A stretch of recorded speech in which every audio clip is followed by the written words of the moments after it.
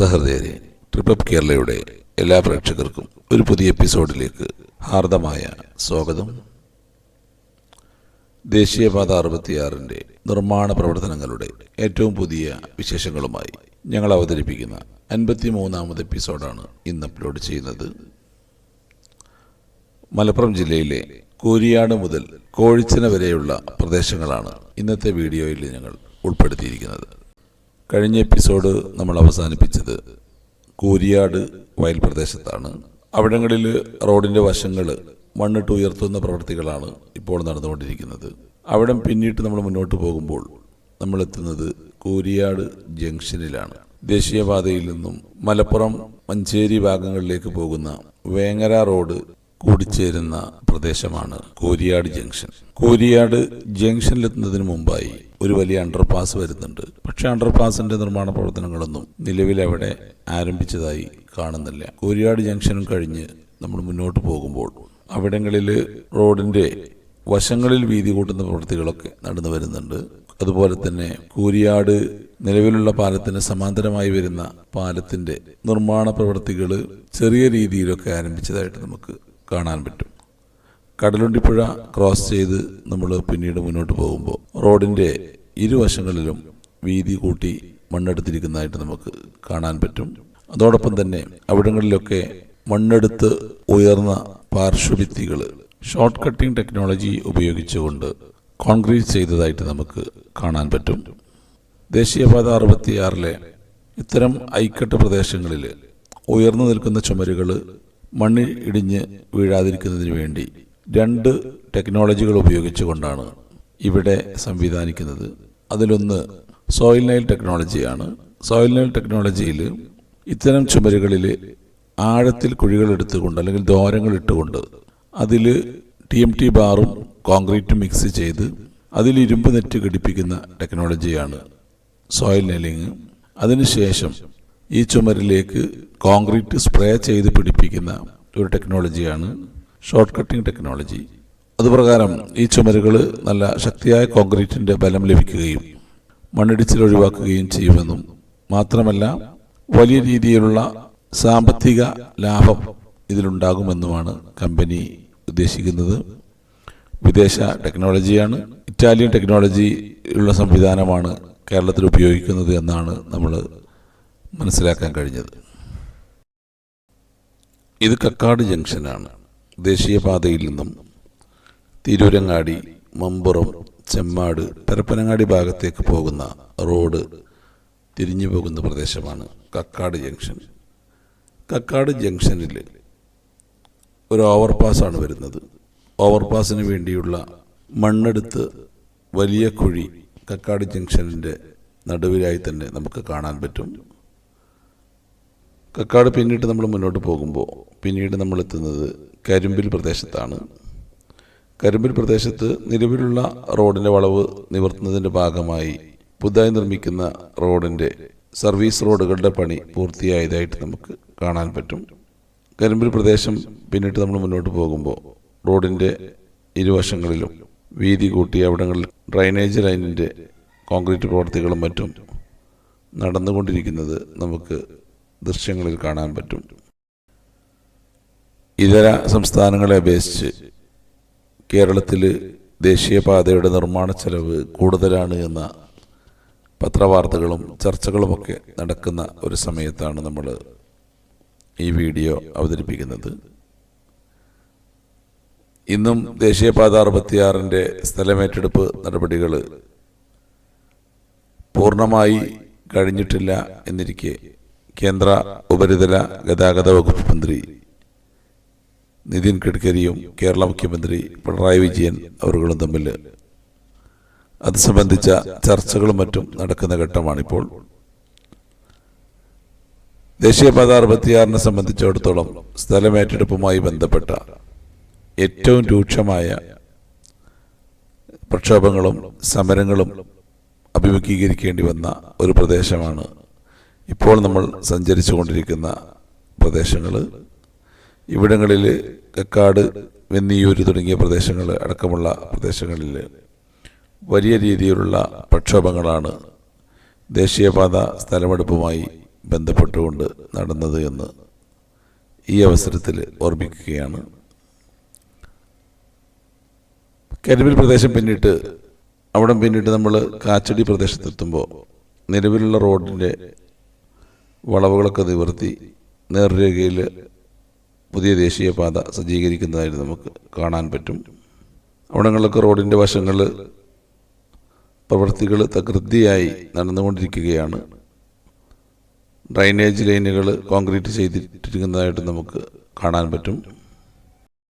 നമ്മുടെ മിക്ക പ്രേക്ഷകരും മൊബൈൽ ഫോണിലാണ് വീഡിയോ കാണുന്നത് എന്ന് നമുക്കറിയാമെങ്കിലും 4K ക്ലാരിറ്റിയോടുകൂടി അപ്ലോഡ് ചെയ്യുന്ന വീഡിയോ അതിൻ്റെ മുഴുവൻ ദൃശ്യ ഭംഗിയോടുകൂടി ആസ്വദിക്കുന്നതിന് വേണ്ടി പറ്റാവുന്ന സാഹചര്യങ്ങളിൽ വലിയ സ്ക്രീനിൽ നമ്മുടെ വീഡിയോ കാണണമെന്ന് എല്ലാ പ്രേക്ഷകരോടും സാന്ദർഭികമായി നമ്മൾ ഓർമ്മപ്പെടുത്തുകയാണ്. ദേശീയപാതയുടെ കാഴ്ചകളുമായി നമ്മൾ മുന്നോട്ട് പോകുമ്പോൾ കാച്ചടി പ്രദേശം പിന്നിട്ട് നമ്മൾ മുന്നോട്ട് നീങ്ങി പിന്നീട് നമ്മൾ എത്തുന്നത് വെന്നിയൂർ പ്രദേശത്താണ്. വെന്നിയൂർ ടൗണിനെ സംബന്ധിച്ചിടത്തോളം ഈ ദേശീയപാതയിൽ ഇടിമുഴിക്കൽ കഴിഞ്ഞാൽ ഏറ്റവും കൂടുതൽ രൂപമാറ്റം സംഭവിച്ച അല്ലെങ്കിൽ ടൗണ് പൂർണ്ണമായിട്ടും ഇല്ലാതായൊരു പ്രദേശം എന്ന് പറയാവുന്ന ഒന്നാണ് വെന്നിയൂർ പ്രദേശം. നിലവിലുള്ള വെന്നിയൂർ അങ്ങാടിയിലെ ഏറെക്കുറെ സ്ഥാപനങ്ങളും പൊളിച്ച് നീക്കി അവിടങ്ങളിൽ റോഡ് വീതി കൂടി പ്രവർത്തി നടന്നുകൊണ്ടിരിക്കുകയാണ്. വെന്നിയൂർ അങ്ങാടിയിൽ സെൻട്രലായി വരുന്ന അണ്ടർപാസിൻ്റെ കോൺക്രീറ്റ് ഭിത്തികളുടെ നിർമ്മാണം ഏതാണ്ട് പൂർത്തീകരിച്ചിട്ടുണ്ട്. അധികം വൈകാതെ തന്നെ അതിൻ്റെ ഗ്രേഡറുകൾ സ്ഥാപിക്കുന്ന പ്രവർത്തികൾ ആരംഭിക്കും. മാത്രമല്ല അണ്ടർപാസിലേക്കുള്ള അപ്രോച്ച് റോഡിൻ്റെ നിർമ്മാണം തെക്ക് ഭാഗത്ത് ആരംഭിച്ചതായിട്ട് നമുക്ക് കാണാൻ പറ്റും. വെന്നിയൂർ പറമ്പ് പ്രദേശത്ത് റോഡിൻ്റെ ഇരുവശവും നിലവിൽ സർവീസ് റോഡിലൂടെയാണ് ഗതാഗതം നടക്കുന്നത്. അവിടെ പിന്നിട്ട് നമ്മൾ മുന്നോട്ട് പോകുമ്പോൾ റോഡിൻ്റെ ഇരുവശങ്ങളും വീതി കൂട്ടിയെടുത്തതായിട്ട് നമുക്ക് കാണാൻ പറ്റും. ആ പ്രദേശങ്ങളിലൊക്കെ ആധുനിക മിഷനറികളുടെ സഹായത്തോടു കൂടി അതിവേഗമാണ് KNRCയുടെ പ്രവൃത്തികൾ നടന്നുകൊണ്ടിരിക്കുന്നത്. വെന്നിയൂർ പറമ്പ് എന്ന് പറയുന്ന പ്രദേശം ഈ റീച്ചിൽ ഏറ്റവും അവസാനം പൊളിച്ച പ്രദേശമാണ് എങ്കിലും അവിടുത്തെ നിർമ്മാണ പ്രവർത്തനങ്ങൾ വളരെ വേഗതയിലാണ് നടന്നുകൊണ്ടിരിക്കുന്നത്.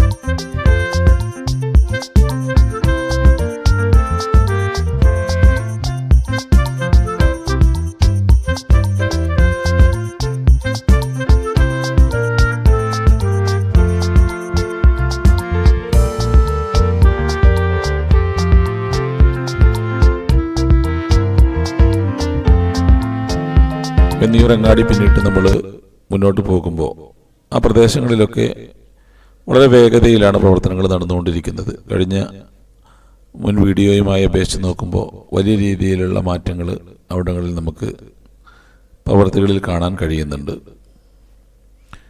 വെന്നിയൂർ അങ്ങാടി കഴിഞ്ഞ് മുന്നോട്ട് നീങ്ങുമ്പോൾ പിന്നീട് നമ്മൾ അടുത്ത പൂക്കിപ്പറമ്പ് അങ്ങാടിയിലേക്കാണ് എത്തുന്നത്. പൂക്കിപ്പറമ്പ് അങ്ങാടിയും റോഡിൻ്റെ ഇരുവശങ്ങളിലും വീതി കൂട്ടി തന്നെയാണ് അവിടങ്ങളിൽ റോഡ് കടന്നു പോകുന്നത്. അവിടങ്ങളിലൊന്നും തന്നെ മണ്ണിട്ട് ഉയർത്താനോ അതല്ലെങ്കിൽ താഴ്ത്തിയെടുക്കാനോ അത്തരത്തിലുള്ള പ്രവർത്തനങ്ങളൊന്നുമില്ലാതെ സമനിരപ്പിലൂടെയാണ് റോഡ് കടന്നു പോകുന്നത് എന്നതുകൊണ്ട് ആ പ്രദേശങ്ങളിൽ വലിയ രീതിയിലുള്ള പ്രവർത്തികളില്ലാതെ തന്നെ റോഡ് പണി പൂർത്തിയാക്കാൻ കഴിയും. അവിടങ്ങളിൽ ഡ്രൈനേജ് വർക്കുകളാണ് നിലവിൽ നടന്നുകൊണ്ടിരിക്കുന്നത്. പൂക്കിപ്പറമ്പ് അങ്ങാടിയിൽ അണ്ടർപാസിൻ്റെ നിർമ്മാണം നടന്നുകൊണ്ടിരിക്കുകയാണ്. അണ്ടർപാസിൻ്റെ പാർശ്വഭിത്തികളുടെ പ്രവൃത്തികൾ കഴിഞ്ഞ് അതിൻ്റെ അപ്രോച്ച് റോഡിൻ്റെ പ്രവൃത്തികളാണ് ഇപ്പോൾ ആരംഭിച്ചിട്ടുള്ളത്. അധികം വൈകാതെ അതിൽ ഗ്രേഡറുകൾ സ്ഥാപിക്കുന്ന പ്രവൃത്തികൾ ആരംഭിക്കുമെന്നാണ് അറിയാൻ കഴിഞ്ഞത്. പുക്കിപ്പറമ്പങ്ങാടിയുടെ മുകളിലൂടെ നമ്മൾ പോകുമ്പോൾ നമുക്ക് ഈ വരാൻ പോകുന്ന റോഡിൻ്റെ ഏകദേശ ചിത്രവും അതുപോലെ തന്നെ അതിൻ്റെ വീതിയുമൊക്കെ നമുക്ക് ഇതിൽ നിന്ന് മനസ്സിലാക്കാൻ പറ്റും. റോഡിൻ്റെ ഇരുവശങ്ങളിലുമുള്ള സർവീസ് റോഡിലൂടെയാണ് നിലവിൽ ഗതാഗതം നടന്നുകൊണ്ടിരിക്കുന്നത്.